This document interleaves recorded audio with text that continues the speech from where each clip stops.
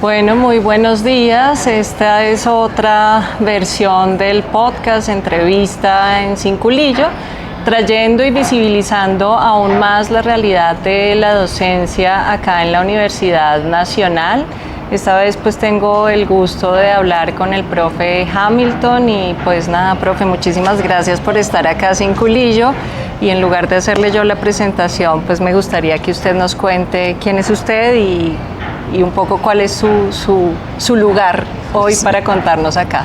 Mi lugar de enunciación. Muchas gracias por la invitación, profe Ivonne, y a los docentes ocasionales, de frente, ante la cámara y Cinculillo. Muchas gracias. Sí, y sin efectos. Hamilton Fuentes es un sujeto vallenato sentipensante que debió migrar o desplazarse a la ciudad de Bogotá en la década de los 90 por ser parte del movimiento estudiantil del Instituto Técnico Industrial Pedro Castro Monsalvo, ISPECAN, y aquí en Bogotá pues primero un año refugiado en Caracas y luego aquí en Bogotá desde el 94, y aquí pues forjé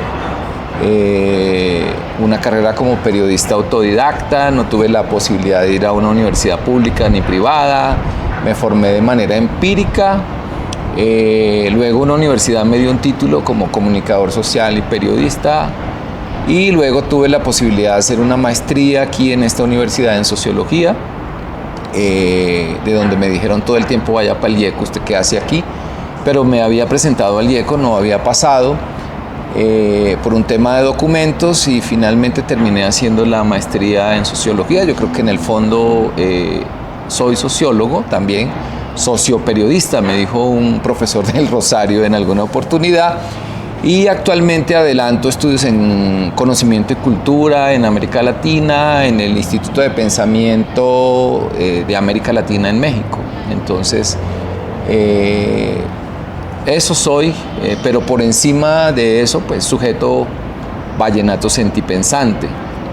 Qué bueno, profe, gracias. Y profe, entonces usted ahora es profe en la sede de La Paz.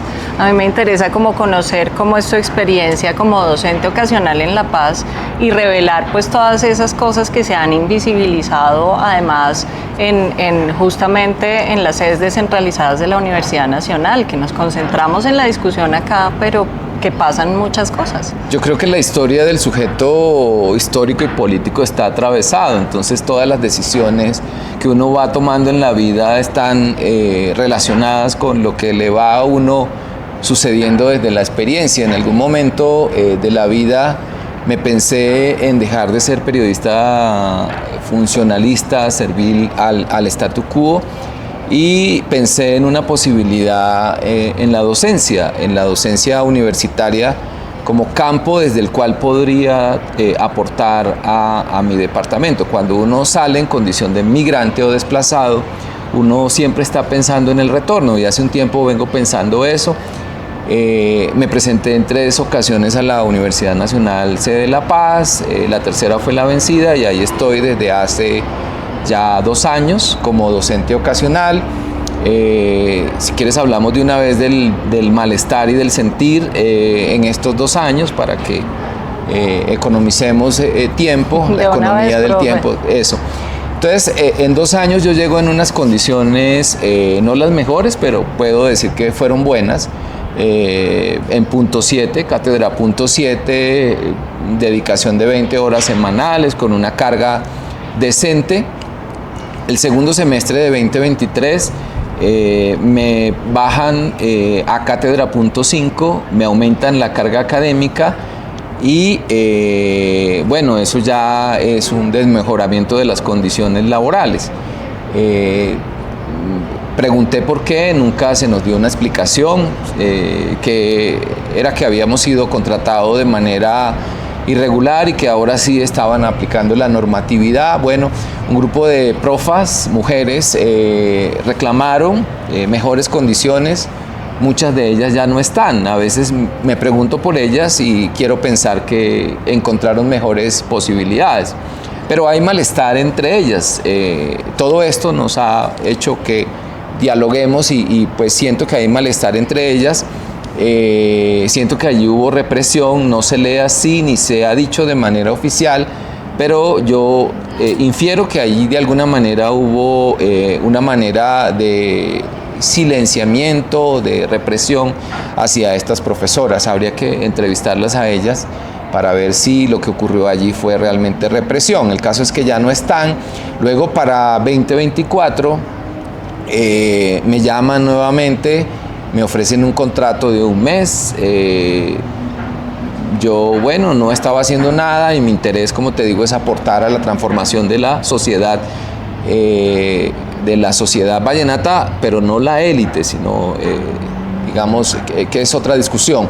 Y yo acepté, luego me vine a Bogotá, luego me ofrecieron un contrato de 2 meses, cumplí con ese contrato de 2 meses, ese contrato coincidió con el paro de 2024 y allí surgieron unas cosas, ocurrieron unas cosas muy interesantes que más adelante te comentaré, pero luego de ese paro que me vengo a Bogotá, pues, oh sorpresa, me ofrecen un nuevo contrato de 19 días.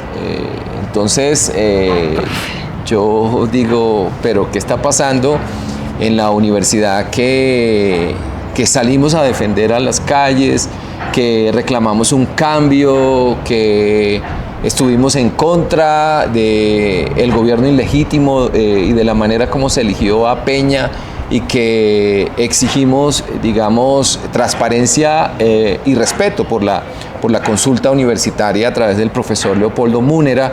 Entonces, ¿dónde quedan esos cambios? Me empiezo a hacer esa serie de preguntas y finalmente el contrato es corregido, no 19 días, sino 29 días, pero no por el sujeto Hamilton Fuentes, docente ocasional, sino por una exigencia de los estudiantes. O sea, los estudiantes exigieron módulos de 4 semanas completos, porque antes de que se fueran a paro vimos 1 semana, entonces ellos exigieron módulos de 4 semanas, es decir, y por eso me ajustan el contrato a 4 semanas, pero ya yo me había comprometido con otras cuestiones en Bogotá y les digo, pues yo puedo ir, dictar el curso 3 semanas, porque tengo ya otros compromisos en Bogotá. Tenía un compromiso con la Facultad de Ciencias Humanas de una publicación de un libro que se va a hacer con ocasión del centenario de Falborda. Entonces eso me obligó, y un taller de periodismo comunitario con adultos mayores, entonces eso me obligó a regresar a Bogotá. Durante ese tiempo solicité una audiencia con las directivas, con las que uno pensaría que serían más asertivas, porque pues estuvieron algunos de ellos en la defensa de la educación pública, en contra de Peña, en favor de Múnera. Entonces uno esperaría como de los colegas receptividad. No fue así, no hubo una escucha oportuna, ni la ha habido. Anulación completa del sujeto docente ocasional, es decir, mire a ver cómo se las arregla usted. No es importante el docente ocasional para la sede de La Paz, no sé si eso ocurra en otras sedes, y eso me obliga a emitir 2 cartas, querella de un docente 1, en donde manifiesto todos estos sentires y malestares. Yo les dejo la carta para que la compartas a través de Cinculillo. A publicar, claro que sí. Considerando que la subjetividad y las emociones y los sentires y los malestares del sujeto deben ser importantes, más que las categorías y los corpus teóricos, entonces decidí hacer una carta desde la subjetividad que no pretende ser la voz de los docentes ocasionales. Este es el sentir y el malestar de Hamilton Fuentes, que coincidencialmente recoge los malestares y los sentires del colectivo de docentes ocasionales. Es otra cosa, pero me represento a mí mismo, no represento a nadie. Esa primera carta recibe una crítica de un profesor donde cuestiona la subjetividad con la que fue escrita la carta. Y yo hago esa carta pública a través del grupo de docentes de planta y ocasionales. Hay un malestar y este profesor responde con cierto aire de malestar y me pone en comillas simples la palabra subjetividad, lo entiendo como que lo cuestiona.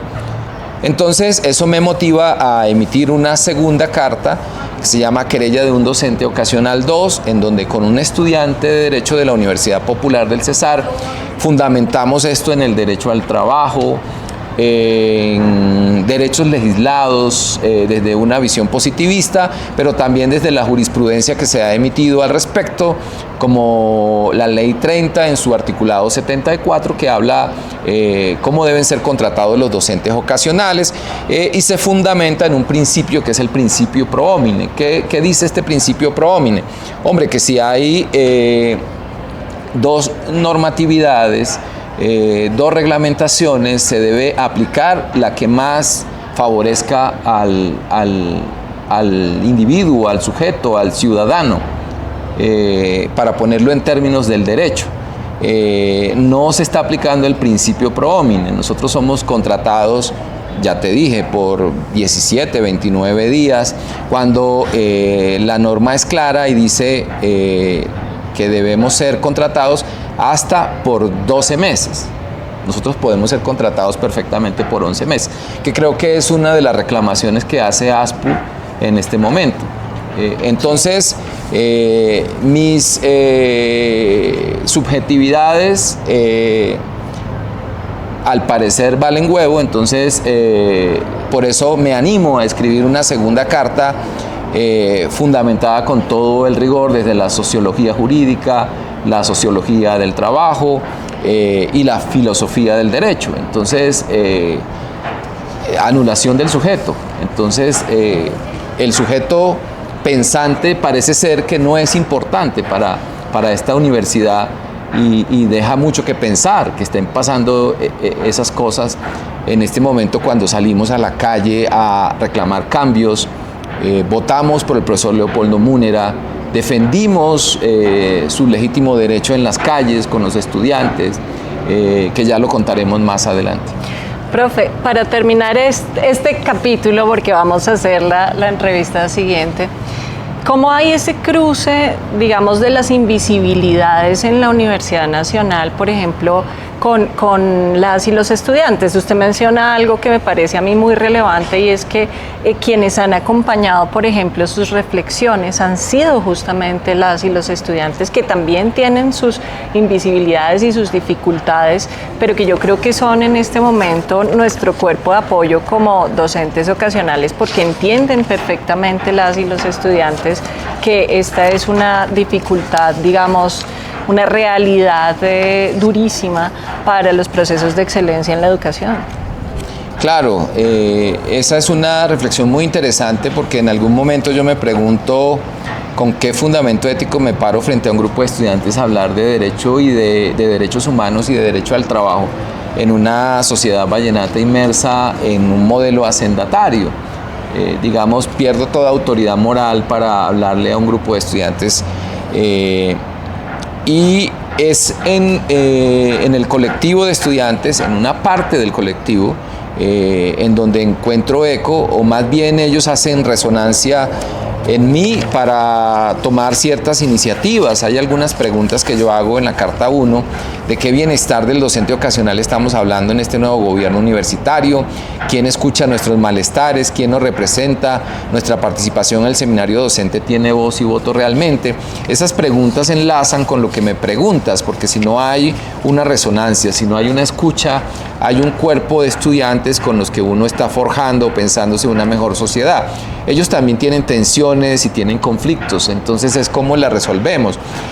Yo le decía a la representación estudiantil, a los estudiantes Harold y Luis Ravelo, Harold Serpa y Luis Ravelo, les decía, mire, piensen una cosa, cuando ustedes hacen asambleas triestamentarias, ustedes hablan de los malestares de los estudiantes, de los sentires de los docentes de planta, de los malestares de los trabajadores, del sindicato, pero nunca se detienen a pensar en el docente ocasional. Nunca hay un punto dentro de la agenda en las asambleas que se le dedique a los docentes ocasionales, ni siquiera en el seminario docente. No estamos en ninguna agenda los docentes ocasionales en la sede de La Paz. Entonces esto es muy importante de reflexionar, porque no es el bienestar del docente ocasional, es garantizar procesos de enseñanza o de formación, de enseñanza y aprendizaje para el estudiante, porque si yo estoy mal contratado con unas condiciones no dignas, no decentes, y yo voy y dicto un curso en 4 semanas, me contratan, la resolución a veces le sale a uno el mismo día en el que debe estar en el aula de clase dictando la clase. Me ha pasado, no es en Beleco ni en Telequia, es una subjetividad fundamentada que puedo probar. Entonces, en alguna ocasión me salió la resolución cuando yo debía estar en el aula de clase. Entonces yo te hago unas preguntas: ¿con qué tiempo yo preparo un programa? Si debo dictar un curso de un mes y solamente la resolución sale por ese tiempo, entonces, ¿a qué horas preparo un programa? ¿A qué horas evalúo? ¿A qué horas hago atención primaria de escucha en la medida en que el estudiante necesite atención integral? El sujeto estudiante de la sede de La Paz, el 92% está en estrato 1 y 2, con condiciones de vulnerabilidad, que no es lo mismo ser estudiante estrato 1 y 2 en la sede de La Paz que serlo en Bogotá, es muy distinto. Entonces el sujeto de La Paz tiene muchas dificultades afectivas, emocionales, económicas, para llegar al aula de clase. Entonces la evaluación se hace, si yo aplico una evaluación parametral, donde empiezo por aplicar la asistencia al aula de clase, con inasistencia del 20% superior, pierde, entonces más del 80% estaría perdiendo el curso. Yo tengo que evaluar no desde la parametralidad, yo tengo que evaluar desde la subjetividad del sujeto estudiante con el que estoy construyendo una relación de conocimiento, y eso implica tiempo, eso implica escucha. Uno tiene que ser una escucha primaria del estudiante, porque muchas veces el estudiante no es escuchado ante las instancias de la universidad y necesita del acompañamiento del docente para que ese estudiante sea escuchado en sus subjetividades y desde allí sea evaluado y no pierda y sea promovido, porque si yo rajo a un estudiante, estoy destruyendo los sueños, estoy destruyendo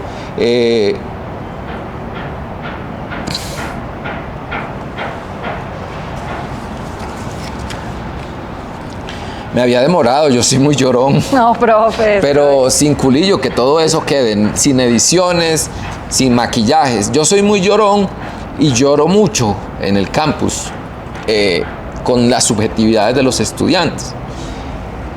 Estoy aquí diciendo estas cosas para que las cosas cambien, porque yo defendí las propuestas de Leopoldo Múnera y que quiero que cambien las condiciones en esta universidad.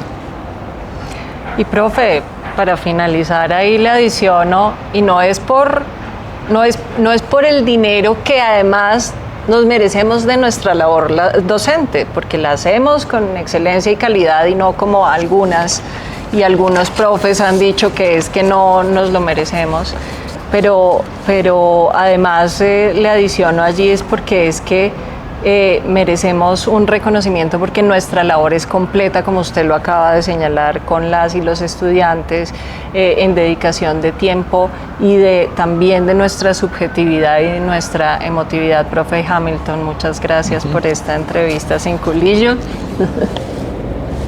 Y ya nos vamos a una segunda parte. Muchas gracias por ver, y pues vamos a seguir compartiendo esta problemática sin culillo, sobre todo sin culillo a lo político y con el compromiso por la educación.